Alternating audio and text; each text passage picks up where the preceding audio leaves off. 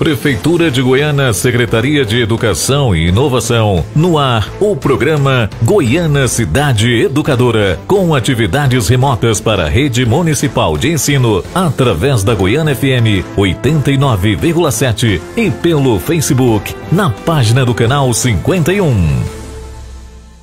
Olá, turminha, tudo bem com vocês? Olha eu aqui para mais uma videoaula pelo Facebook da Goiânia FM, canal 51. E se você não pode me ver por aí, você pode me ouvir pela rádio da Goiânia FM.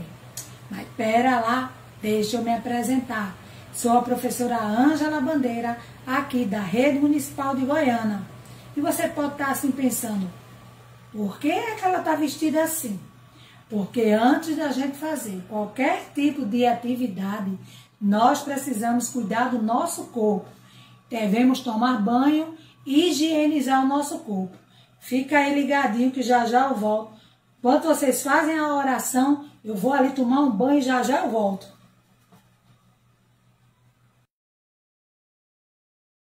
Olá, turminha! Tudo bem com vocês? Bem-vindos à nossa aula. Está na hora da nossa oração. Vamos juntar as mãozinhas e fazer a nossa oração. Meu anjinho, meu amiguinho, me leve sempre ao bom caminho. Ó Jesus, me abençoe. Amém. Entrar no banho, que momento feliz, a melhor coisa que eu fiz depois de tanto brincar. Ficar limpinho é muito bom, por isso eu pego o meu sabão e o meu corpinho eu começo a limpar. Começo pela barriguinha, tchu, tchu, tchu, esprego bem a orelhinha, tchu, tchu, tchu. Eu lavo bem o meu joelho, as minhas costas eu não posso esquecer. Eu faço espuma no cabelo e ponho um pouco na mão e com um sopro faço bolha de sabão.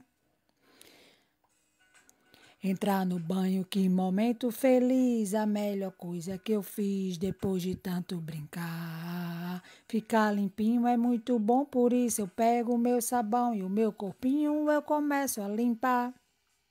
Eu ensaboo as perninhas, tchu, tchu, tchu, e mando fora as sujeirinhas, tchu, tchu, tchu. Lavar o pé é importante e entre os dedos eu não posso esquecer. Depois de tudo lavar, começo a me enxaguar e na toalha eu vou me embrulhar. Tomar banho é um momento feliz, a melhor coisa que eu fiz, posso voltar a brincar. Ficar limpinho é muito bom, eu sinto bem, que emoção, tô tão cheiroso, pode me abraçar. Agora que eu já tomei banho, já penteei o cabelo, já troquei de roupa limpinha, tô cheirosa, me higienizei, as unhas tá cortadinha, tá na hora de uma alimentação saudável. Fruta, verdura, legumes, só alimentos saudáveis. E comer bobagemzinha só de vez em quando e no lanche e final de semana. E olhe lá. Mas vamos lá, que o corpinho aqui agradece. Mas vamos de música mais uma vez. Enquanto isso, eu vou comer.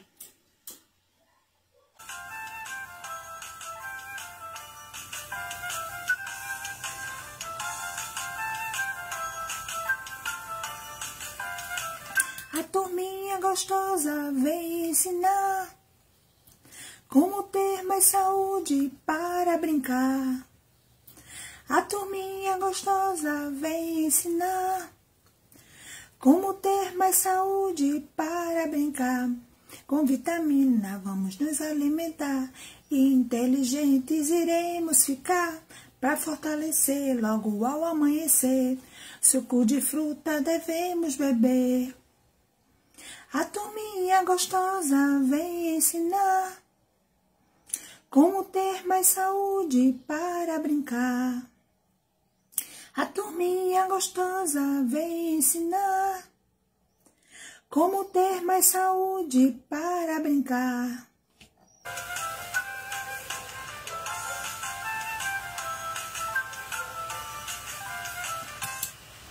No almoço e no jantar, verduras e legumes vocês vão adorar. Para o lanche da escola também vamos levar e assim muitas doenças evitar. A turminha gostosa vem ensinar como ter mais saúde para brincar.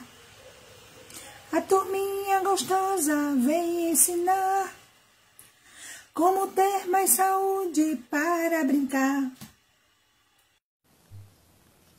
Assim como nós devemos tomar banho, higienizar o nosso corpo, cortar as unhas, escovar os dentes, limpar a orelha, lavar o cabelo. A higiene do nosso corpo é fundamental para a nossa saúde. A gente vai ao médico, faz exame, toma remédio quando precisa, não é? Tudo para cuidar da nossa saúde e do nosso bem-estar. Assim também nós devemos fazer para cuidar do nosso planeta. O nosso planeta também deve ser cuidado. A gente não pode estar jogando lixo na rua, poluindo as águas, poluindo o meio ambiente. Até a nossa casa deve estar sempre limpinha, a nossa escola deve estar sempre limpinha, o nosso jardim. Todo o ambiente que a gente vive é igual ao nosso corpo. Deve ser cuidado e higienizado. E por falar em corpo, eu vou passar o primeiro desafio sobre a higiene do corpo. Sabe qual é? Vocês vão fazer um vídeo dizendo para a sua professora qual é a parte do corpo que vocês mais gostam. Isso! Sempre tem aquela partezinha do corpo da gente que a gente mais gosta, não é? Então, como a gente deve cuidar dele, então me diz aí qual é a parte do seu corpo que você mais gosta de cuidar. Faz um videozinho e manda para sua professora. Ela vai ficar muito orgulhosa de saber que você cuida do seu corpo com todo carinho. Porque o nosso corpo é o nosso templo, é a nossa casa da alma, tá bom? Cuida aí do seu corpo e manda dizer para sua professora. Vamos falar agora da nossa alimentação, que ela deve ser saudável. Primeiro a gente teve cuidados com o corpo e com a higiene, que foi tomar banho, cortar as unhas, lavar o cabelo, não é? E também com cuidado com o nosso planeta. Os cuidados que a gente deve ter agora é com a nossa saúde. E a nossa saúde, ela só vai ser saudável se nós tivermos os alimentos saudáveis. Frutas, verduras, legumes. De vez em quando é que a gente pode comer uma bobagemzinha, um doce, uma pizza, uma massa, mas de preferência não troque seus alimentos saudáveis como o café da manhã, o almoço, o jantar por bobagem. Isso não vale a pena e o seu corpo vai agradecer por comer comida forte. Geralmente as crianças, quando são bem pequenininhas, elas conhecem os alimentos saudáveis, não é? Como fruta, verdura, leite e outros derivados. Mas quando elas crescem, têm o costume de descobrir os doces e as massas e não querer mais comer alimento saudável. Então, cabe a nós, adultos, mostrar às crianças, com exemplo, comendo alimento saudável, que aquilo é bom desde criança até ficar adulto. E que elas não devem trocar os alimentos saudáveis pelos doces e as massas. Mas às vezes nós esquecemos disso e deixamos de praticar esse bom exemplo para a criança. Então, tenham muito cuidado. E você aí de casa, qual é o alimento saudável que você mais gosta? Fala aí para sua professora qual é o alimento que você mais gosta. Espero que vocês tenham gostado da nossa aula de hoje, tenham entendido o nosso assunto e façam os 2 desafios que eu passei.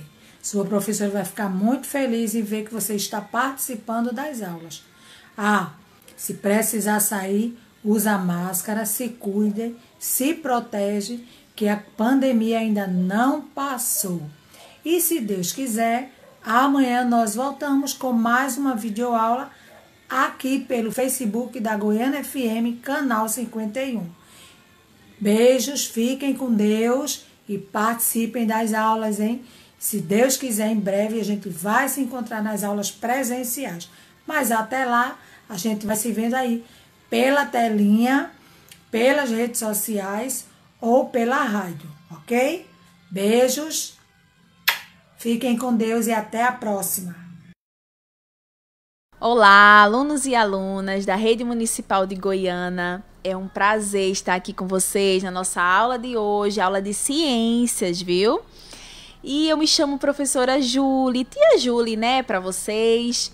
A gente vai ficar juntos e vamos aprender muito sobre os materiais, né? Propriedade e uso dos materiais. Vamos lá, vocês estão prontos? Então vamos. Existem vários tipos de materiais. Observem aí na mão das pessoas, né? Então tem uma mão com uma lata de metal, com uma garrafa de vidro, com papel, com plástico, com isopor. Olha a diversidade de materiais que a gente tem, que a gente conhece, que a gente pode ver ao nosso redor. Você que está assistindo essa aula, olha aí ao seu redor os materiais que você consegue ver, né? Então existem vários tipos de materiais: papel, metal, plástico, madeira, tecido, vidro, borracha. Então vamos observar como esses materiais se comportam, as características deles. Vamos lá?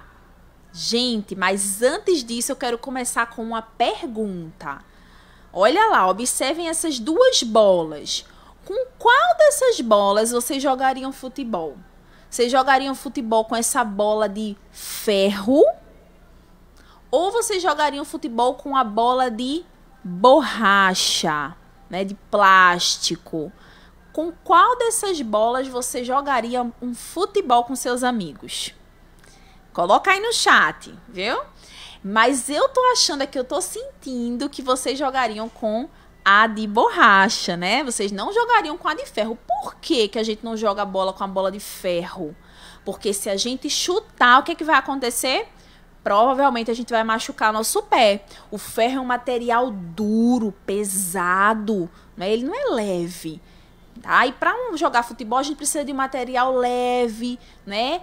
Maneiro, que se bater na gente não machuque, tá? Então, provavelmente, eu tô sentindo aqui que vocês não vão jogar com a bola de ferro, mas coloquem aí no chat para eu saber, tá bom?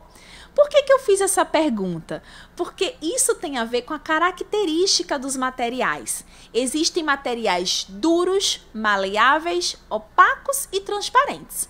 Os materiais duros, olha esse exemplo, são os materiais que são difíceis de riscar.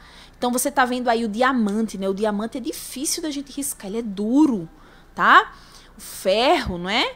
Existem os materiais maleáveis, são aqueles que a gente pode dobrar, amassar. Eu trouxe aí um exemplo da mangueira. Então, quem tem mangueira em casa, né? A mangueira dobra, amassa, tá? Então, os materiais maleáveis, eles podem ser dobrados, não é? Tem os materiais opacos, é aquele que eu não consigo ver além, através dele. Então, a madeira, será que eu consigo ver o que tem por trás dessa madeira? Não, ele é opaco, ele não me deixa enxergar. Mas aí eu trouxe, tem aí a foto do transparente, né? Um vidro transparente, eu consigo ver o que tem atrás daquele material, tá? Então, essas são as características dos materiais. Tem um experimento agora que eu quero que vocês façam aí em casa. Então, você vai pegar uma colher, pede a sua mãe, sua avó lá emprestada, viu? Uma colher da cozinha. E você vai esfregar essa colher na sua mão. Pode ir esfregando. Você vai passar alguns segundos esfregando essa colher na sua mão. E aí você vai perceber, tocando, se a sua mão ficou quente, né? Se esquentou a sua mão, tá? Então, você vai fazer isso. Depois, você vai pegar uma tampinha de caneta e aí você vai esfregar na sua mão também. E aí você percebe se ficou quente ou não. Se ficou menos quente, se com a colher esquentou mais, esquentou menos. Você vai fazer essa experiência aí na sua casa. Quando você fizer essa experiência, você vai perceber que quando você esfregar a colher, sua mão vai ficar mais quente do que quando você esfrega a tampa de caneta. Por que que isso acontece? Vamos ver? Isso tem a ver com as propriedades dos materiais. Então, que propriedades são essas? O brilho, a condutibilidade, a dureza, a plasticidade, a elasticidade e a oxidação. Essa questão de que a colher esquenta mais do que a tampinha de caneta tem a ver com a condutibilidade. Então, a colher ela é feita de metal e ela vai conduzir muito mais calor do que uma tampa de caneta que é feita de plástico. Então, é por isso que as panelas que a gente tem em casa não são de plástico, né, gente? São de metal, porque elas vão conduzir calor, elas não vão se deformar, vão ficar ali esquentando nossa comida. Enquanto que o plástico, além de não conduzir muito calor, ele pode se deformar inteiro no fogo, né? Quando ele é aquecido, tá? Então, existe a questão da dureza, materiais que são duros, tá? Existe a questão da plasticidade. Se você coloca um prato lá de plástico no fogão, ele vai derreter, ele vai mudar a sua forma. Isso tem a ver com a plasticidade. Já a elasticidade tem a ver com um material que ele tem uma forma que pode se modificar e voltar para a mesma forma, não é? Então, a mola, ela estica e volta. E a oxidação. Existem materiais que quando entram em contato com a água, com outras substâncias, eles mudam de cor, eles mudam de formato, então eles oxidam, tá? Então essas são as propriedades dos materiais. Tem um desafio aqui para vocês, tá? Vocês vão me responder qual desses materiais é o mais maleável, se é a jarra de vidro ou se é a bolsa plástica. Então, o que é maleável? É aquele que você consegue mover, dobrar, amassar. Será que eu consigo amassar uma jarra de vidro?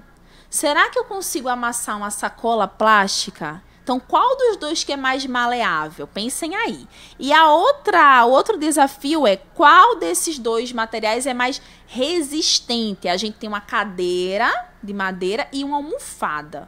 Qual que é mais resistente? Pensem aí, vamos ver agora as respostas. Olha aí, quem respondeu que a sacola era mais maleável acertou. Eu consigo dobrar, amassar, dar um nó. Eu não consigo dar um nó na jarra de vidro, não é? E no material que é resistente, a gente tem a cadeira. A madeira é dura, resistente, não é? Já a almofada não, ela é mais macia, né? Fofinha, não é tão resistente. Vamos agora observar outras questões. Vamos lá? Pronto. Então, agora, o que eu trouxe para vocês? Eu trouxe uma caixa aqui, ó. Uma caixa mágica, né? Que aqui dentro tem alguns elementos. O primeiro deles que a gente vai conversar, ó, eu trouxe esse boneco. Vocês estão vendo também na tela, né? O boneco.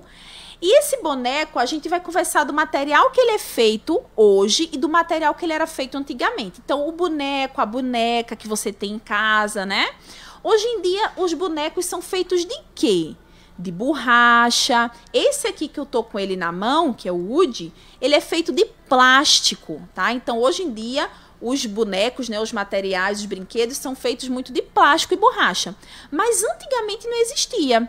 Antigamente era de palha, de tecido. Então tinha muito boneco, muita boneca de tecido, né? Então é o material que ele é feito hoje e o que ele era feito antigamente.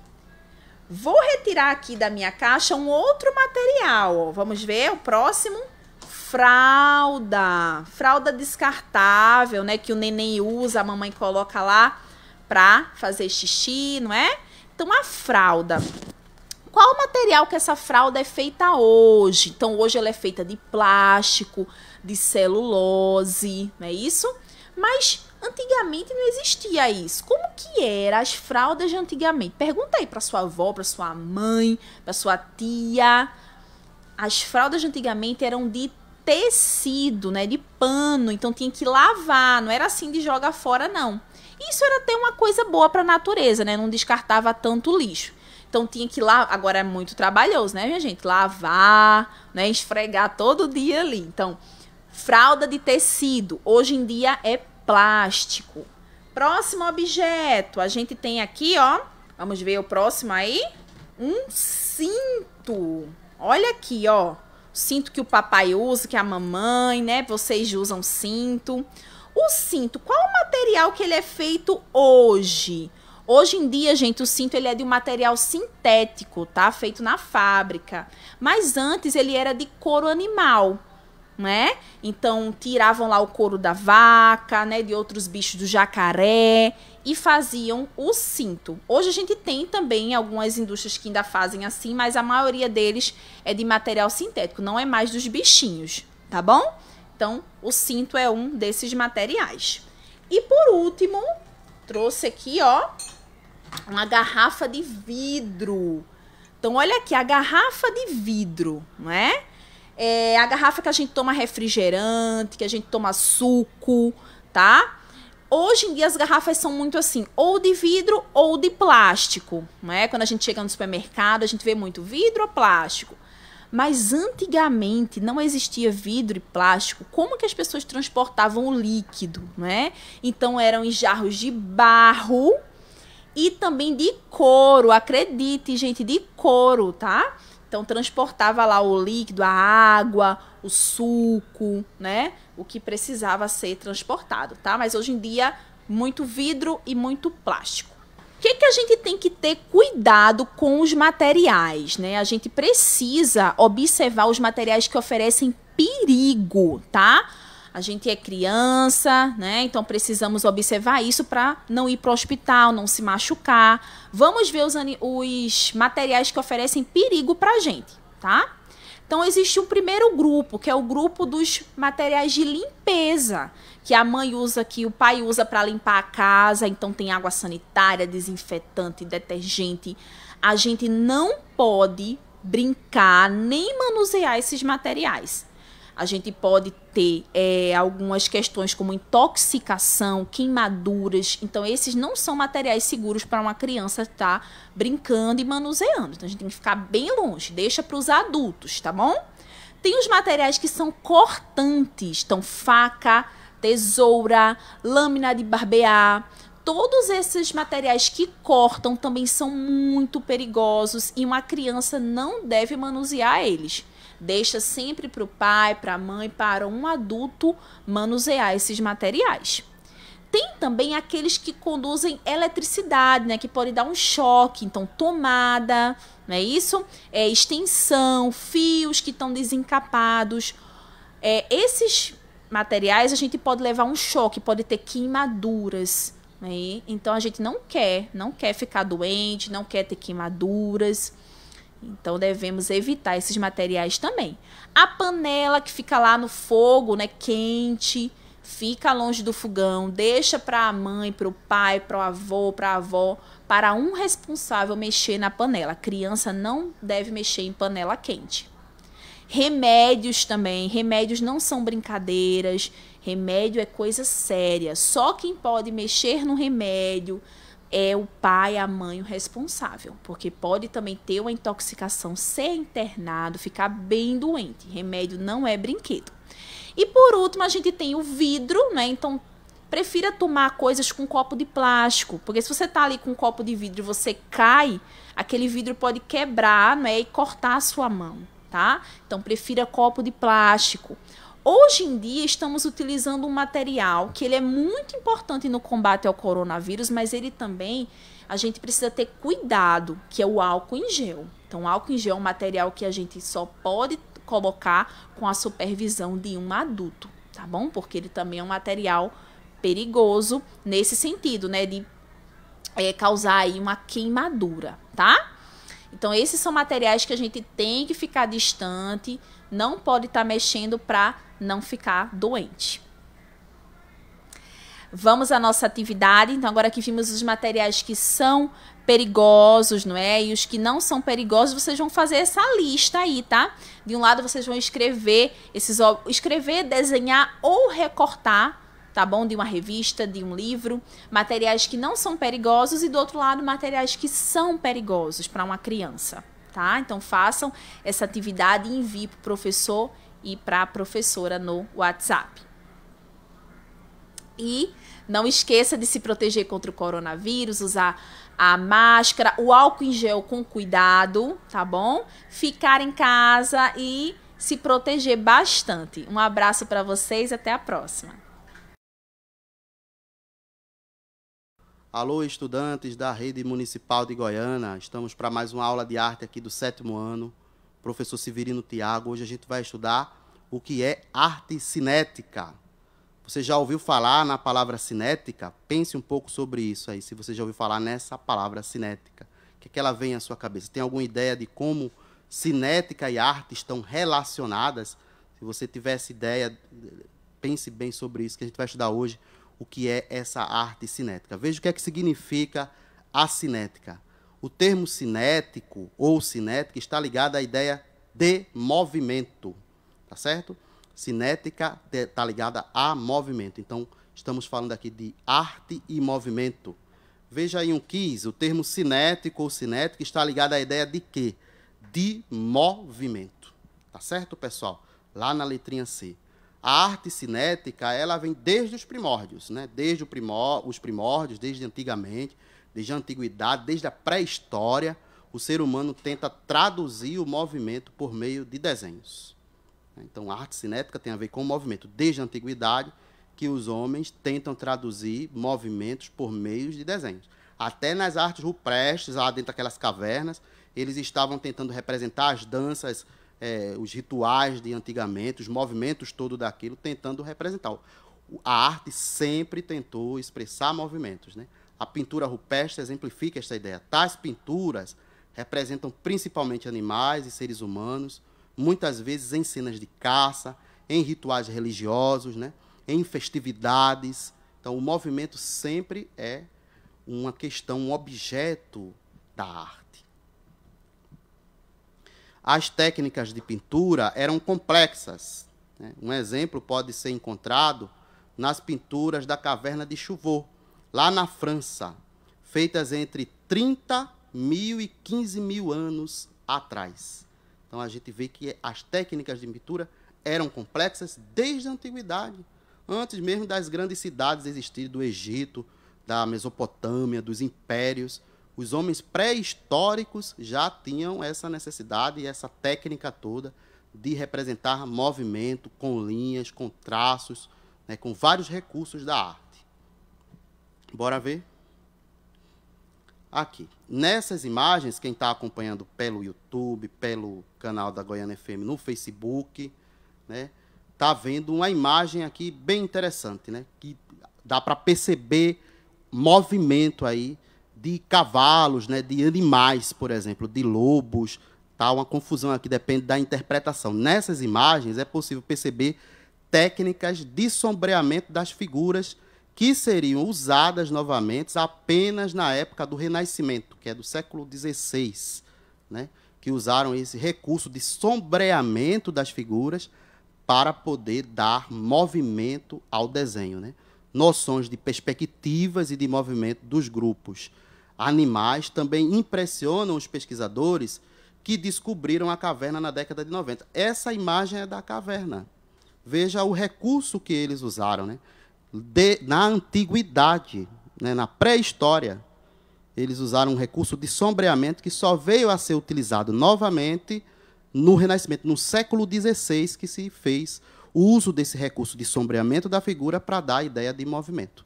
Então, a busca por representar movimento é muito antiga e a técnica é pesada.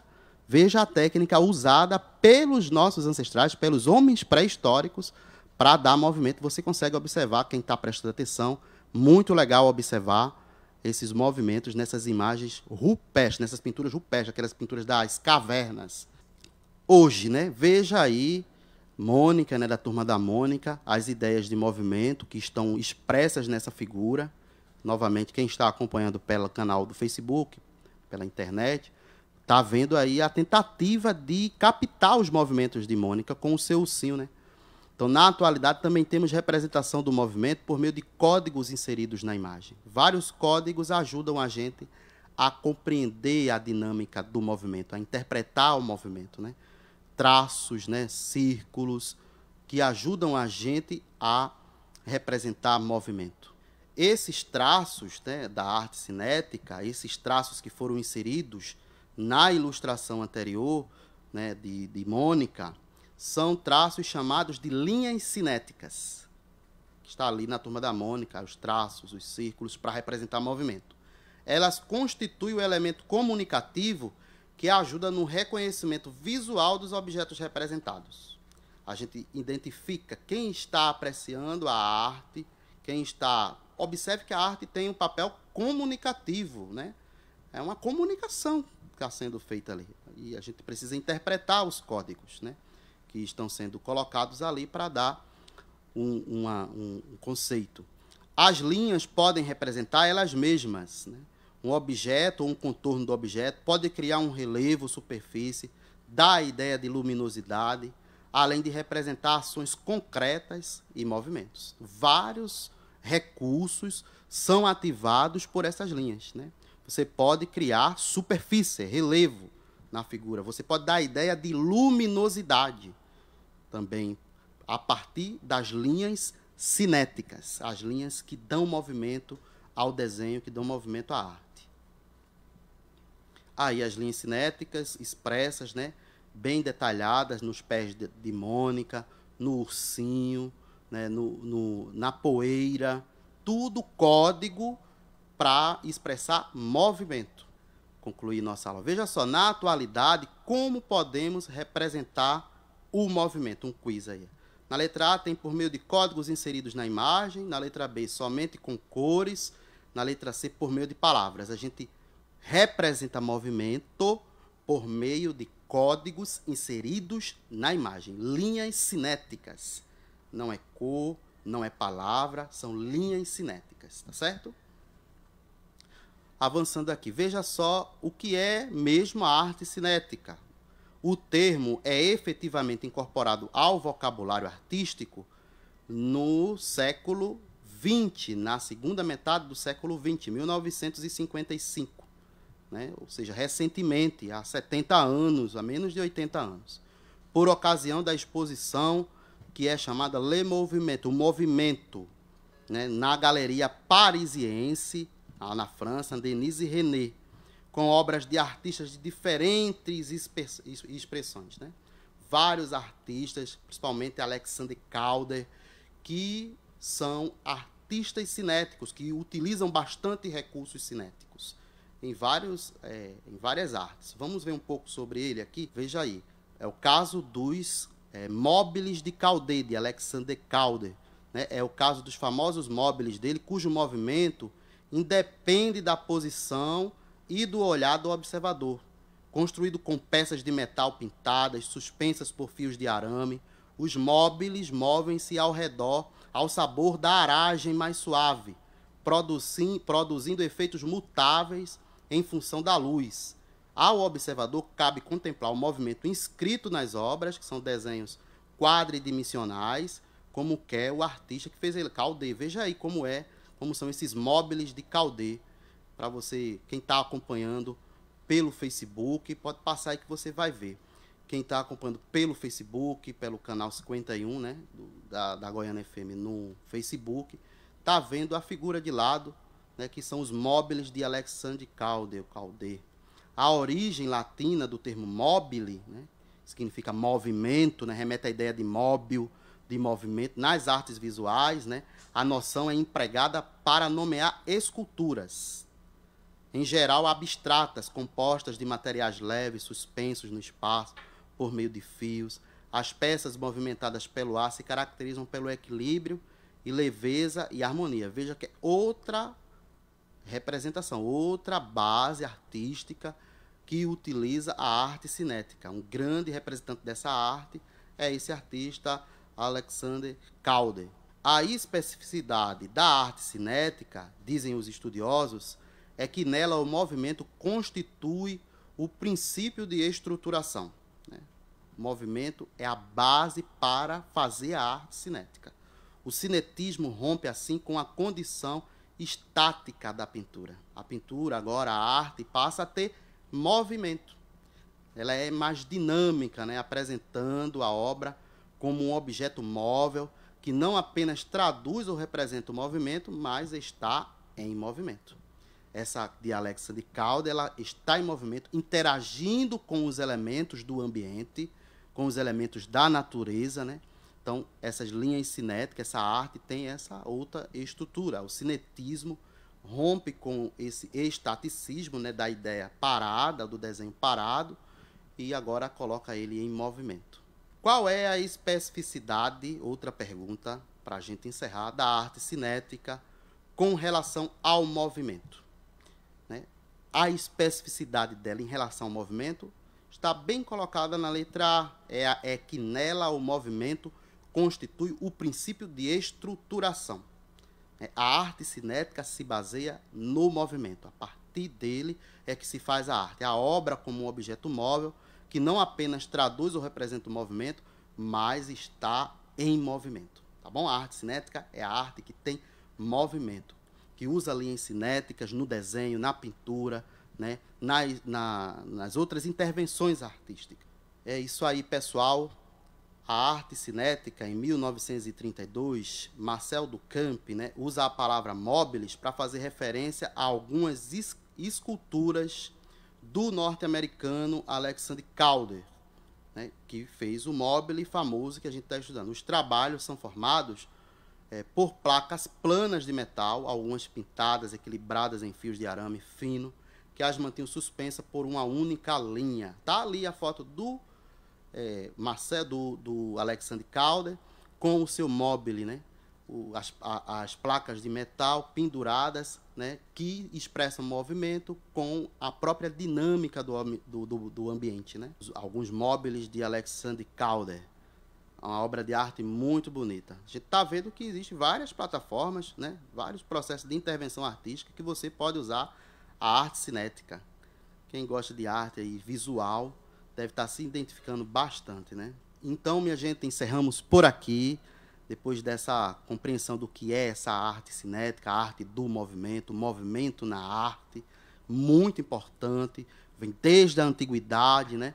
Está expresso na pintura, no desenho, né? Nas outras intervenções artísticas. Então, é isso que a gente aprendeu hoje na aula de arte do 7º ano. O professor Severino aqui se despede de vocês, pedindo para vocês continuarem usando máscara e mantendo o distanciamento social, viu? Valeu, pessoal!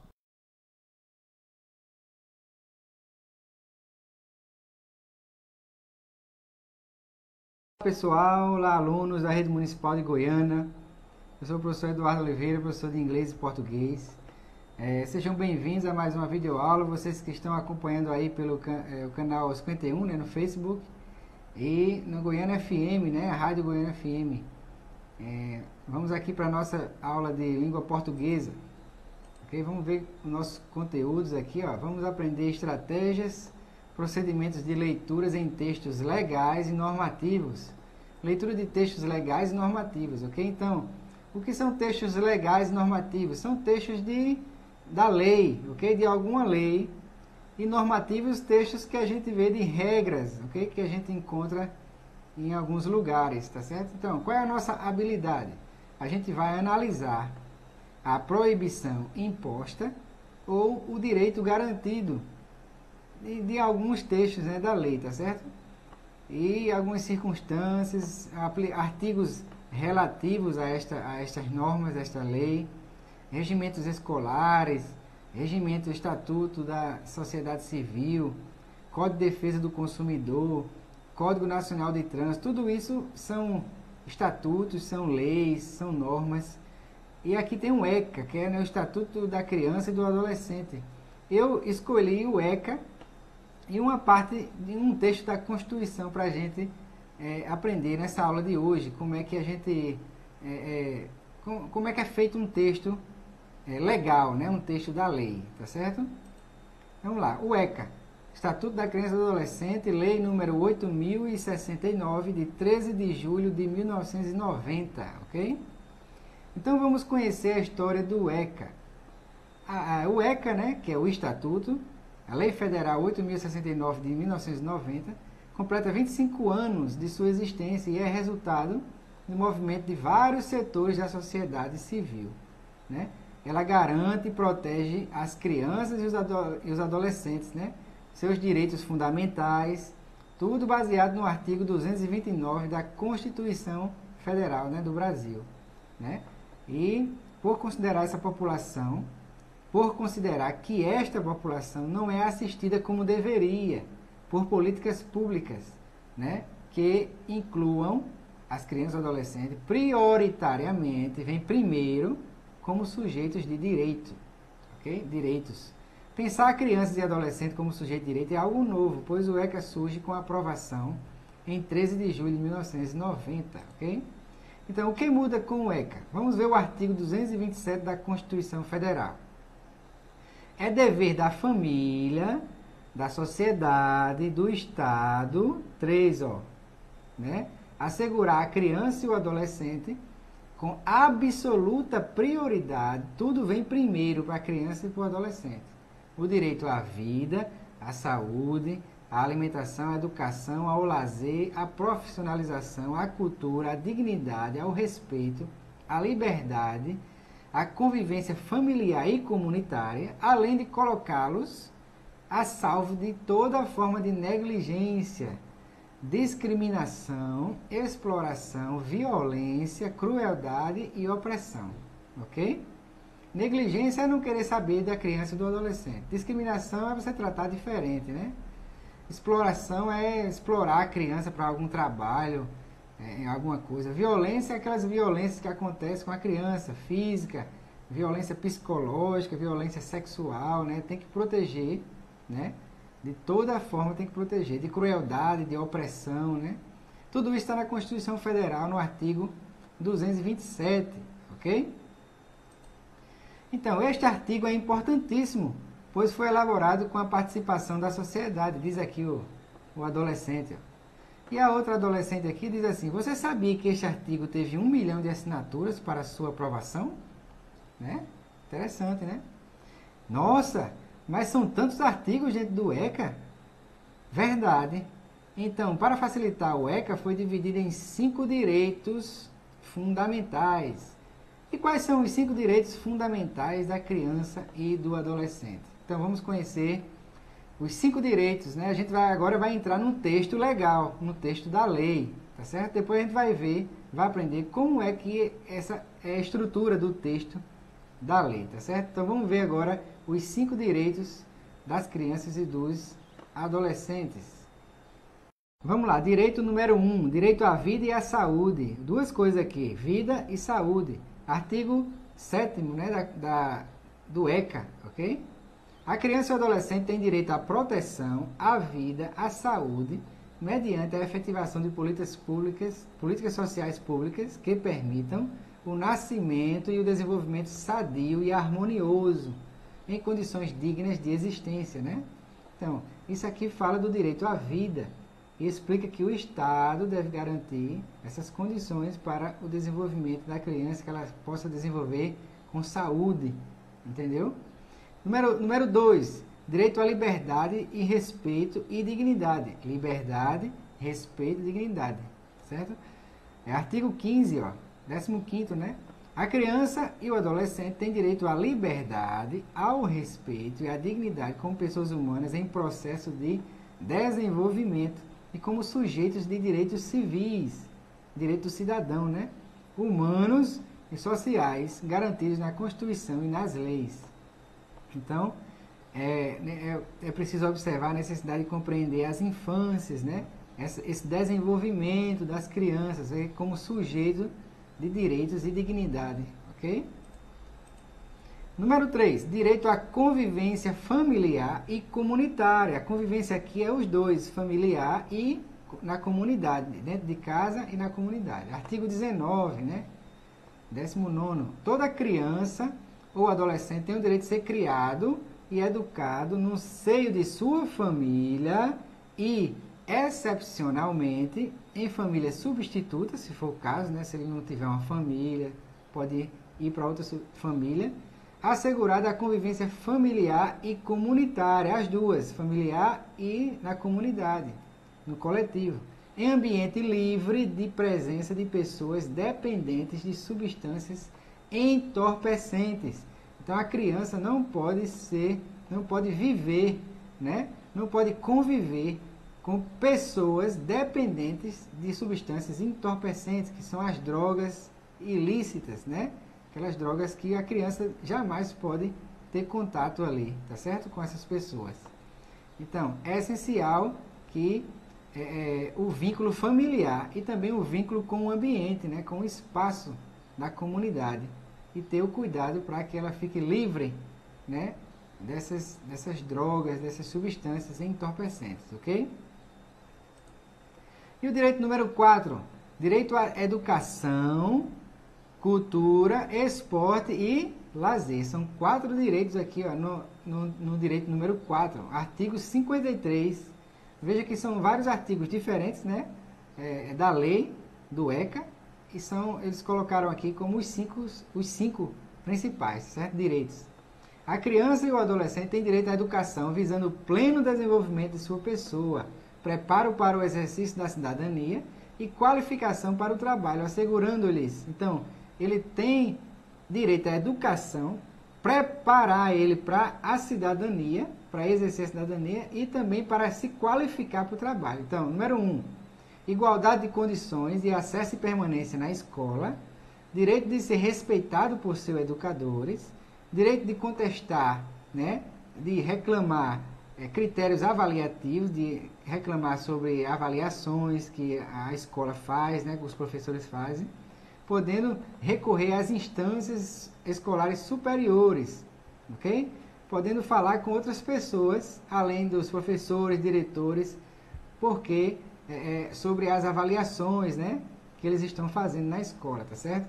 Então, todos esses direitos, né, que eles têm aqui também têm responsabilidade dentro do próprio direito. Então, se ele tem direito de ser respeitado, direito de estudar, ele também tem responsabilidade de estudar, tem responsabilidade de respeitar também os outros, né? Ok? Número 4, direito de organização e participação de entidades estudantis. É direito dos pais ou responsáveis ter ciência, né? Conhecer o processo pedagógico, bem como participar da pedagogia da escola, ok? E o número 5, direito à profissionalização e proteção no trabalho. Artigo 60. É proibido qualquer trabalho a menores de 14 anos de idade, salvo, menos, exceto, né, na condição de aprendiz. Então, ele tem que estar sendo um aprendiz, né, junto com os adultos, para poder trabalhar com 14 anos de idade. Mas é proibido, ok? Ok, vamos ver agora como é um pouco a estrutura, né? Como é que é escrito uma lei. Vamos lá, aqui tem o nome da lei, lei número 8.069, aqui ó, de 13 de julho de 1990, aqui tem o nome da lei, né? O número, lei, número, aqui tem a data e aqui tem o assunto da lei. Dispõe sobre o Estatuto da Criança e do Adolescente e dá outras providências, né? Fala sobre o que? O Estatuto da Criança e do Adolescente, esta lei. Então, aqui tem o texto, né? O Presidente da República, faço saber que o Congresso Nacional decreta e eu sanciono a seguinte lei. Então, aqui o presidente fala, né? Escreve como se estivesse falando, ele diz, faço saber, eu faço saber, que o Congresso Nacional decreta e eu, né, assino, eu autorizo esta lei. Aqui tem livro 1, então essa lei do ECA é formado por 2 livros, aqui na primeira parte aparece livro 1, parte geral, aí título 1, que vai falar da introdução da lei, das disposições preliminares, né? É como se fosse a introdução da lei, usa-se muito isso aqui, preliminares. Então, o artigo 1 aqui, ó, esta lei dispõe sobre a proteção integral, a proteção total, integral, à criança e ao adolescente. Então, ela repete mais ou menos o que está aqui em cima, né, no tema, né, da lei, o artigo 1º. E aí a lei vai com os outros artigos até chegar na parte aqui, ó, vai título 2. Título 2 fala dos direitos fundamentais. No título 2 vai ter um capítulo 1. Do direito à vida e à saúde. A gente já leu isso aqui. É um dos direitos, né? Artigo 7 aqui, ó. A criança e o adolescente tem direito à proteção à vida e à saúde. Então, aí vai ter o capítulo 2, ó, na lei. Vai falar do direito à liberdade, ao respeito e à dignidade. Ó. Já está aqui no artigo 16. Então, eu estou pulando alguns artigos para você entender como é que é feito a lei, tá certo? Então, o texto legal, né? Aqui diz assim, o direito à liberdade compreende os seguintes aspectos, né? Aqui tem, ó, os incisos. Então, aqui, gente, você tem o artigo, como você está vendo, o próprio nome artigo vem da própria lei. Então, isso aqui é o artigo, certo? Artigo 7º, artigo 16. Esse número em algarismo romano, aqui, ó, 1, 2, 3, 4, 5, 6 e 7. Em algarismo romano chama-se inciso. Isso aqui se chama inciso. Artigo 16, inciso 1º, inciso 2º, inciso 3º, tá certo? Inciso 4º. E aqui são os direitos à liberdade. Quais são os direitos da liberdade? Opinião, crença, brincar, participação da família. Estão nos incisos aqui, tá bom? Aqui, outro artigo, 83. Nenhuma criança poderá viajar para fora da comarca onde reside, né? Da sua cidade. Aí, aqui está o artigo. Isso que vocês estão vendo aqui se chama parágrafo. Esse sinalzinho que vocês estão vendo aqui, ó. Tá vendo? Esse símbolozinho aqui, ó. Parágrafo 1º. Isso aqui se chama parágrafo. Essa letra A minúscula com aqui, ó, o parêntese, se chama alínea. Primeiro parágrafo, a linha A, entendeu? E aqui o número 1, que é em algarismo nosso, né? A nossa numeração, número cardinal. Esse 1 se chama item. Item, ok? Então a gente aprendeu o que é um artigo, o que é um inciso, o que é um parágrafo, o que é a linha e o que é um item. Tá certo? Da lei. E a conclusão? A conclusão que eu trago para vocês é um modelo aqui de como é que é escrito a lei. Aqui tem o nome da lei, aqui tem artigo, aqui virá o artigo, aqui tem o parágrafo, aqui tem o inciso, aqui tem a linha e aqui tem o item. Então podemos dizer o seguinte dessa estrutura que eu estou mostrando a vocês. A gente diz assim, ó, a gente lê assim, esse item 1 aqui, ó, que está em negrito, né? Está mais pretinho aqui a escrita. A gente diz assim, item 1 da linha A, do inciso 1º, do parágrafo 1º, do artigo 1º, da lei número 19, 2009, ok? É isso aí mais ou menos que eu quis trazer para vocês. Espero que vocês tenham compreendido, né? Alguma leitura do ECA e também como é que é feito o texto legal, né? O texto da lei. Aqui está a referência, Constituição Federal, Estatuto da Criança. Aqui estão os protocolos de segurança da Covid. Um abraço a todos e até a próxima aula.